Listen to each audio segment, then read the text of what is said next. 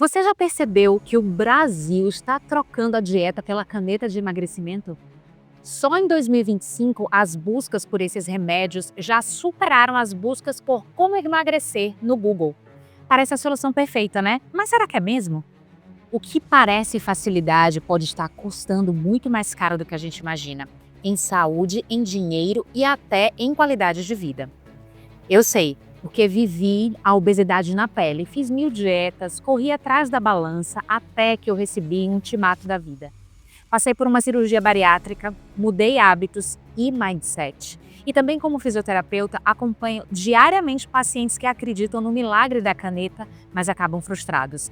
E é por isso que hoje eu vou te mostrar por que é que essa febre das canetas de emagrecimento é tão perigosa e quais os riscos que quase ninguém conta e principalmente os caminhos cientificamente comprovados para emagrecer de forma sustentável. Oi, meu nome é Seri Souza e esse é o canal Hábitos com Propósito. Aqui eu ajudo adultos ocupados a transformarem a própria vida com hábitos simples, sustentáveis e intencionais, através de um método que respeita quem você é e o que você quer construir. Se você quer uma vida com mais clareza, rotina leve e hábitos que funcionam na prática, você está no lugar certo. O mercado das canetas emagrecedoras explodiu. Só em 2025 deve movimentar mais de 5 bilhões de reais no Brasil. Com a chegada do Oliri, o primeiro medicamento nacional, o interesse cresceu mais de 1.100% nas buscas online. Oliri, o novo medicamento que está nas farmácias. E aí? Gente, o Oliri é uma molécula que não é nova. O Oliri é a liraglutida, que é o antigo Saxenda ou Victoza, tá? De aplicação diária. A Novo Nordisk perdeu a patente desse medicamento e a AMS criou o Oliri, o que se torna aí mais atraente para a população porque ele veio com um custo baixo, no valor de R$300. É óbvio que vai depender da dosagem, mas ele acabou se tornando mais atraente para a população. Se você usa o Ozempic ou o Wegovy, essa é a semaglutida de aplicação semanal e não tem por que você trocar o medicamento por um de aplicação diária. É como se o brasileiro tivesse desistido da dieta e corrido para a farmácia. É como trocar a cozinha da própria casa por um drive-thru farmacêutico. E sabe o que isso revela? Que a promessa da facilidade continua sendo muito mais sedutora do que a construção de um hábito. Eu já fiz de tudo: dieta da sopa, shakes, chá milagroso, suplementos e remédios de emagrecimento caríssimos. Todas com uma promessa em comum: rapidez. E sabe o que acontecia? Eu emagrecia 5, 10 quilos e recuperava tudo depois. O famoso efeito sanfona. Inclusive, em uma das vezes eu apresentei um quadro de arritmia que me levou para o hospital com palpitações e alterações da pressão. Foi tenso. Até que meu corpo disse basta. Eu recebi um ultimato da minha cardiologista: ou eu mudava, ou eu não teria futuro. Foi aí que eu precisei passar pela cirurgia bariátrica e entendi uma coisa que nunca mais esqueci. Emagrecer rápido não é emagrecer de verdade. E como fisioterapeuta, eu vejo a mesma cena se repetir. Pacientes acreditando no atalho e se frustrando de novo. As canetas de emagrecimento funcionam? Sim, mas não sem riscos. Entre os efeitos colaterais mais comuns estão náuseas, vômito, dor abdominal e constipação. Sabe quais os mais graves? Pancreatite, problemas renais e até riscos cardiovasculares. E tem o efeito rebote. Parar o remédio pode significar recuperar todo o peso perdido, às vezes até mais. Sem acompanhamento, vira uma prisão química. É como pintar infiltração na parede. Parece resolvido, mas o problema continua por baixo. E por que é que a gente cai nisso? Porque a pressão é brutal, a sociedade, as redes sociais, os padrões irreais, tudo empurra para o resultado imediato. Estudos mostram que emagrecimento rápido leva a adaptações metabólicas negativas, perda de massa muscular e o temido efeito sanfona, sem falar no impacto psicológico, distorção de autoimagem, ansiedade, culpa e até transtornos alimentares. O corpo pode até emagrecer, mas a mente fica cada vez mais doente. Para vocês entenderem os efeitos colaterais dessas canetas, vamos entender como elas funcionam. Elas funcionam diminuindo principalmente os movimentos intestinais. Ao diminuir os movimentos intestinais, em consequência, a comida fica mais tempo ali, tirando a fome, né? Você tem a sensação de saciedade. Porém, ao diminuir esses movimentos, você tem alguns efeitos como constipação e sensação de empachamento, de estar cheio, podendo causar náuseas. Então, esses são os dois principais. Algumas pessoas podem sentir também efeitos contrários da constipação, podem sentir diarreias, mas isso não é tão comum, porém pode acontecer. Essas medicações, elas podem ser utilizadas sim com o propósito de emagrecimento, porém elas devem ser bem indicadas para que não causem um efeito colateral e uma consequência ruim para o paciente. Existe um outro fenômeno curioso. Enquanto uns correm para os remédios, outros dizem, eu tô bem assim. Meu corpo, minhas regras. E aí? Isso é libertação ou negação?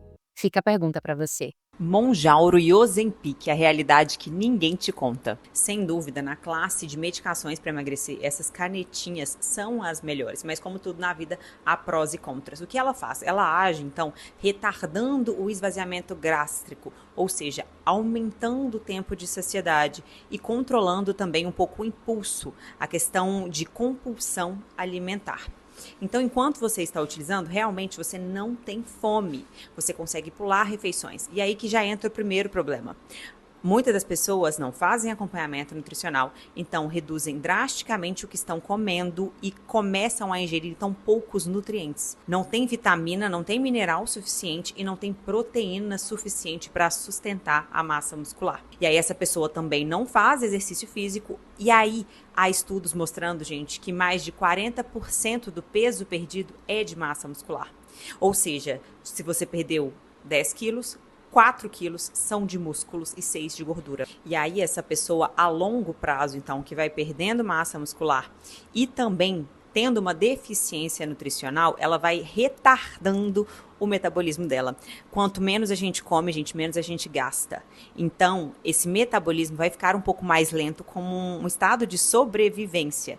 E quando essa pessoa parar, então, o uso da medicação, além dela ter menos músculo, o metabolismo dela vai estar menos ativo e o apetite dela voltará com tudo. A psicologia comportamental mostra que o ser humano tende a resistir mudanças que exigem esforço ou confronto com dor emocional. Isso é um fenômeno chamado dissonância cognitiva, quando há conflito entre o que a pessoa sabe que seria saudável, por exemplo, emagrecer, e o que ela faz, por exemplo, não mudar hábitos. Para reduzir essa tensão, a mente cria justificativas. Por exemplo, a culpa é do ambiente, ou ninguém me entende, ou então, eu não ligo, para padrões. Isso não é mentira, é um mecanismo de defesa, uma forma de aliviar a frustração e proteger a autoimagem.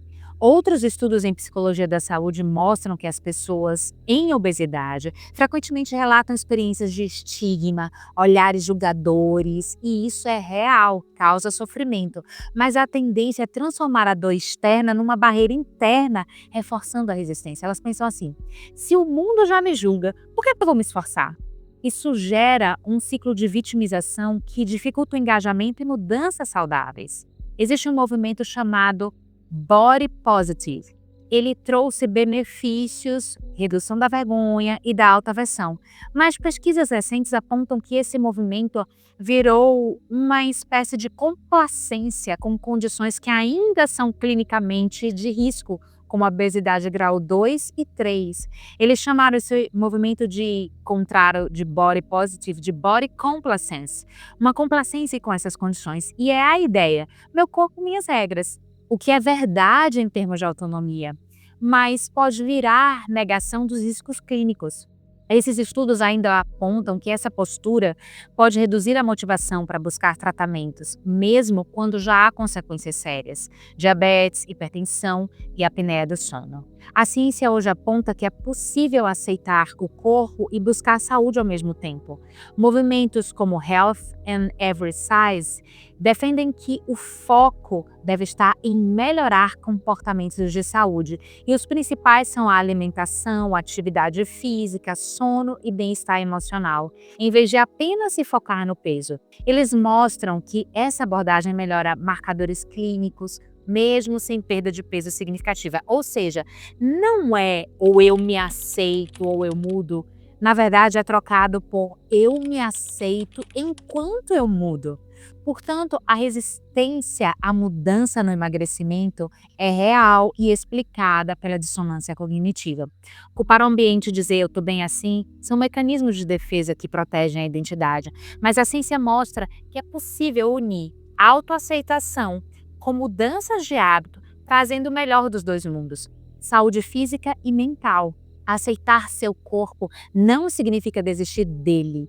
Aí vem a parte mais importante. Se os atalhos não sustentam, o que é que realmente funciona para emagrecer de forma duradoura? A boa notícia é que a ciência já respondeu essa pergunta e não é mágica, é processo e exige muito de você. Estudos mostram que pequenas mudanças progressivas têm maior adesão do que transformações radicais. Por exemplo, você pode trocar o refrigerante diário por água com gás com limão. Pode parecer pouco, mas ao longo do ano pode reduzir até 5 quilos só pelo corte de calorias líquidas, pois o refrigerante possui muito açúcar.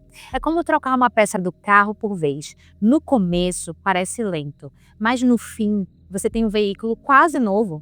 O que transforma não é o que você faz por um mês, mas sim o que você mantém por um ano. Pesquisas da Behavioral Weight Loss Trials mostram que pessoas que registram o que comem, mesmo de forma simples, perdem até 2 vezes mais peso do que aqueles que não registram. Não é sobre contar calorias obsessivamente, mas sim criar uma consciência dos gatilhos. Por exemplo, anotar: comi chocolate porque eu estava ansiosa, não com fome. Quando você escreve o que come e o sentimento que veio junto com isso, você escreve também a sua história com a comida. É importante ter metas realistas e sustentáveis.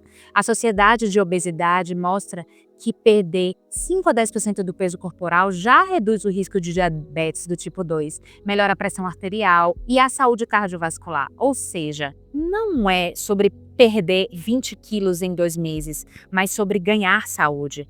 Se alguém pesa 100 quilos, perder 5 quilos já traz benefícios clínicos relevantes. A balança, ela não precisa zerar para a sua saúde renascer. Outra forma é controlar os gatilhos emocionais e ambientais. Mais de 30% dos casos de obesidade estão ligados ao comer emocional. E eu posso te dizer porque eu estava nesse lugar. A terapia cognitivo-comportamental é um dos métodos mais eficazes para quebrar esse ciclo, ensinando a identificar padrões, como melhorar a ansiedade, tédio. Por exemplo, você pode trocar a ida à geladeira por uma caminhada de 5 minutos ou uma técnica de respiração. Não é fome de comida, é fome de calma, é fome da alma. Outra forma é buscar apoio social e profissional. Alguns estudos longitudinais mostram que pessoas com apoio familiar ou em grupo de acompanhamento mantêm resultados por mais tempo. Profissionais como nutricionistas, psicólogos, educadores físicos ajudam a desenhar estratégias realistas e seguras. Por exemplo, programas coletivos de perda de peso, como grupos terapêuticos, aumentam a taxa de sucesso em até 40%. Sozinho você até começa, mas acompanhado você chega lá. Atividade física regular não é só queimar calorias. O exercício preserva a massa magra, melhora a sensibilidade à insulina e regula os hormônios da saciedade. Estudos mostram que pessoas ativas mantêm o peso perdido com 50% menos risco de reganho. É como fazer o seguinte: começar com caminhadas de 20 minutos 3 vezes por semana. A academia emagrece menos do que você pensa, mas sustenta muito mais tempo do que você imagina. Sono e estresse. A privação do sono aumenta hormônios como a grelina, que é o hormônio da fome, e reduz a leptina, o hormônio da saciedade. Dormir mal pode aumentar o consumo de até 300 calorias extra por dia. O estresse eleva o cortisol, favorecendo o acúmulo de gordura abdominal. Quer ver um exemplo prático do que você pode fazer? Criar uma rotina de sono e adotar técnicas de relaxamento antes das refeições. Quem não descansa, come pelo cansaço. Flexibilidade e autocompaixão. Pesquisas em psicologia da saúde mostram que pessoas que lidam com deslizes sem culpa conseguem retomar hábitos mais rápido, evitando o efeito tudo ou nada. Por exemplo, comer uma pizza não arruína sua dieta. Desistir dela no dia seguinte, sim. Emagrecer não é perfeição, é persistência. Então, um resumo científico para você fixar. Perda de peso sustentável é igual a mudanças comportamentais graduais, mais suporte multidisciplinar, mais ajustes do mindset. Os estudos comprovam que estratégias assim podem manter uma redução de até 10% do peso corporal por 4 anos ou mais, com impacto direto em saúde e qualidade de vida. O verdadeiro emagrecimento não é só sobre perder quilos, é sobre ganhar uma vida que você não quer mais abandonar. Eu sei que o atalho é tentador, eu mesma caí nele muitas vezes, mas aprendi que a verdadeira transformação ela não acontece quando você perde peso rápido, e sim quando você constrói uma vida que não depende mais de balança, dieta da moda ou injeção. O verdadeiro milagre é quando você assume o controle aqui dentro e aqui dentro. Esse canal existe para ajudar adultos ocupados a transformarem a própria vida com hábitos simples e sustentáveis e intencionais. Eu já publiquei muitos vídeos que podem te ajudar a encontrar o equilíbrio que você tanto busca. Então, meu conselho é, maratone os vídeos aqui do canal. Eu tenho certeza que vários deles vão ser exatamente o que você está precisando agora para dar os próximos passos rumo a uma vida mais leve e saudável. Por enquanto, fica com esse vídeo aqui ao lado, porque emagrecer não é sobre rapidez, é sobre liberdade e é isso que eu quero te ajudar a conquistar. Nos vemos por aí em breve.